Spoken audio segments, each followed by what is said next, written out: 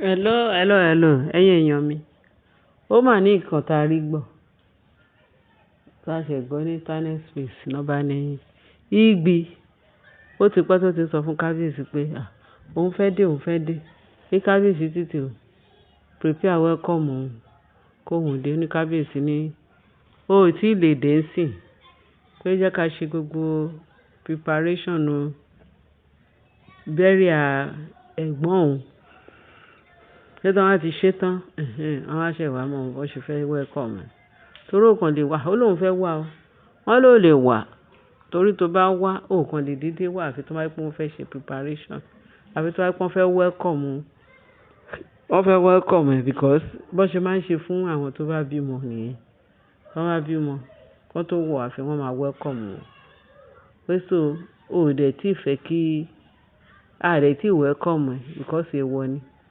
Tí wọ́n bá ti welcome ẹ̀ torí kábíyèsí, tí wọ́n bá ti ṣe gbogbo ó ní ètùtù tó fẹ́ ṣe kó tó welcome ẹ̀. Pé tí wọ́n bá ṣe yẹn, pé kábíyèsí, pé èèwọ̀ ni fún kábíyèsí. Pé torí ẹ̀ ní kábíyèsí ni kó tiẹ̀ tó dé pé wọ́n máa welcome ẹ̀ gẹ́gẹ́ bá ṣe gbọ́ allegedly. Àṣé gbogbo ìtàn sọ pé ó ló wà ní ilé ẹ̀ ní Abuja, ó wà ní ilé ẹ̀ ní Kafanchan. Pé àṣé ó ní nǹkan tó ń mean láti jẹ́ kó lè wọ sáàfin. Wọ́n ní kábíyèsí sọ pé kó má wá. Wọ́n ní bó ṣe wá di àná lọ́ bá gbọ́ pé ṣe ni bó ti dé sáàfin.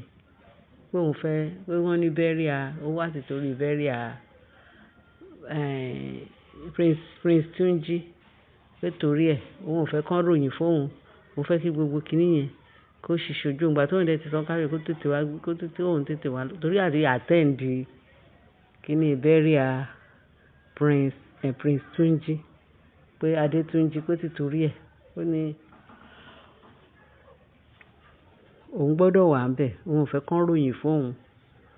Pé torí ẹ̀ ló ṣe bọ́ sí ọ̀nà. Wọ́n ló ṣe ló kàn bọ́ sọ́nà lánàá. Pé bá kábíyèsí wá gbọ́ ní party yẹn pé Mariam ìyá ìbejì àtọwọ́dá pé ó ti dé o.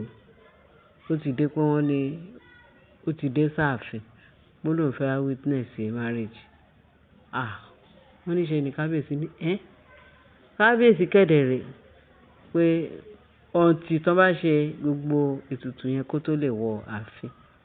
Nígbà tó ń dẹ̀ tí ì ṣe tó ti wá sáàfin.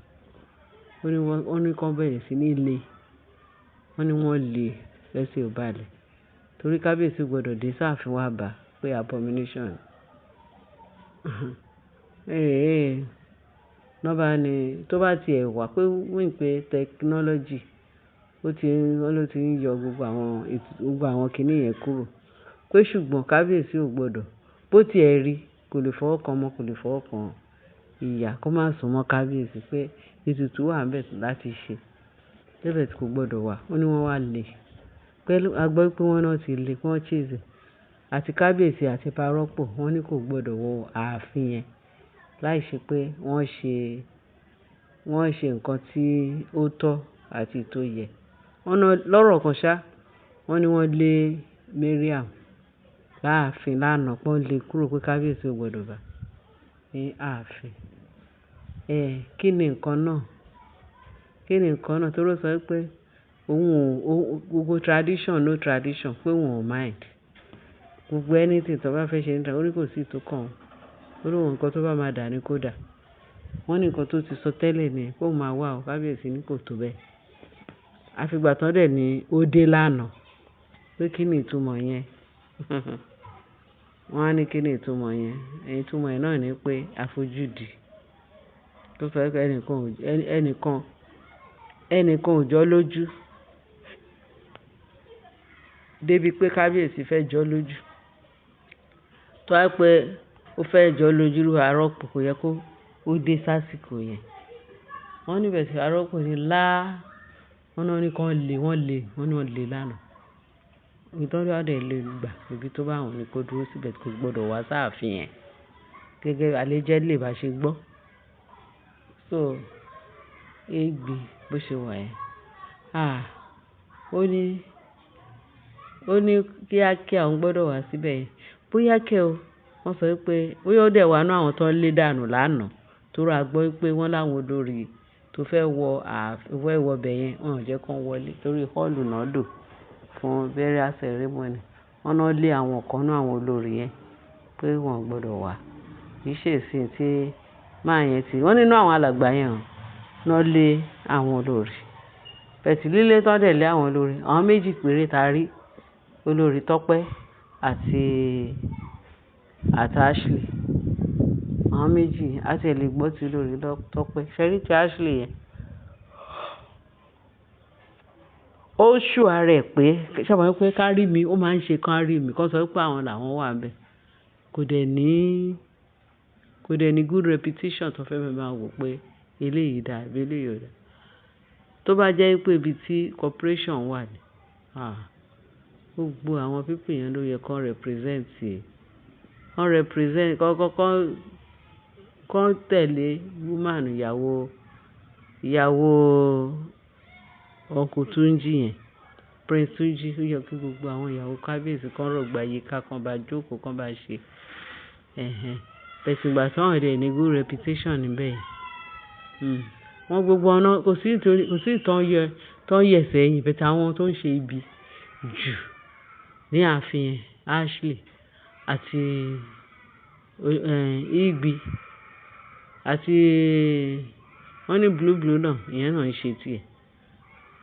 Ìyá àgbà tó jẹ́ pé adìyẹ funfun ni kò mọ rẹ̀ lágbà. Ó yẹ kó jókòó sí wọ́n níbi gẹrẹjẹ là ń bá gbà kó wo age. Despite pé ó yìí ń ṣe bí ọmọdé ó yìí ń ta bíọ́bíọ́. Bẹ̀tì kò wo age ẹ̀ pé ojú jìnnà sí wọn. Ẹni tó ń wá fẹ́ yìí, ìyá ló jẹ́ fún. Ìyá ló jẹ́ fún ẹni tó ń wá fẹ́ ọmọdé ni. Despite pé ó ti fi ipò àgbà ó sì fi bí ojú wọn lọ. Ó ti o. Nǹkan tó yẹ ni ló yẹ ni ó kún ọrùn ìyá adìyẹ. So wọ́n ní àárín wọn nà àgbo. Wọ́n dẹ̀ lè wá lánàá. Bẹ̀tì ijọ́ service of song àárín wọn bẹ̀. Ashley àti olórí Tọ́pẹ́ òun nìkan la rí nínú tó ń jó. Àwọn ní trumpeters yẹn wọ́n ń jójó sí kíní ijó trumpet tí wọ́n ń ṣe kíní. Gbogbo wa la rí. Ẹ̀ta àwọn tó kù àárín wọn. So ìgbà tó wá di èní ìlà gbọ́ pé wọ́n ní Igbi ó dé. Ó lóun máa dé wá witness nǹkan tó ń ṣe ní ààfin. Pé torí ẹ̀ òun fẹ́ kójú òun tó. Torí ó ti pẹ́ tóun ti sọ fún kábíyèsí kó jọ kó jẹ́ kó òun wá. Torí burial yẹn òun fẹ́ witness òun fẹ́ wà ńbẹ̀. Pé kábíyèsí ó kọ̀. Pé ṣé kìí ṣe pé kó lóun wá di pé tí kò sí nǹkan tó kò sí tuntun lábẹ́ ọ̀run. Pé torí pé òun jẹ́rìí pé Naomi ló ń try láti sọ fún kábíyèsí pé kò gbọdọ̀ tí jẹ́ kó òun wá. Òun dẹ̀ ti wá o. Kí Queen Naomi kó wá ṣe wọ́ọ̀sì kó òun àti kábíyèsí wá ṣe wọ́ọ̀sì wọn. Pé ṣùgbọ́n òun máa dé òun ló fi dé lánàá. Bẹ̀tì àwọn ló kàbùkù wọ́n lè kúrò wọ́n ní wọ́n gbọdọ̀ rí láàfin. Bá ṣe gbọ́ allegedly. Ṣé irú embarrassment yẹn ńkọ́? Òun yẹn tiẹ̀ ti sú tẹ́lẹ̀. Òun yẹn ti sú. Ó fẹ́ wálé. Ṣùgbọ́n wọn ò tí ì fẹ́ kó wá. Báwo náà ṣe fẹ́ kó wá? Gbogbo nǹkan tó ní kó ṣe ṣé ó ti ṣe? Gbogbo right tó yẹ kó ṣe ṣé ó ṣe? Bó ṣe yẹ kó rí ẹ̀yìn. Bẹ́ẹ̀ ni. So bá ṣe gbọ́ nìyẹn pé ó wá lóòótọ́ gbogbo tí wọ́n ti lè.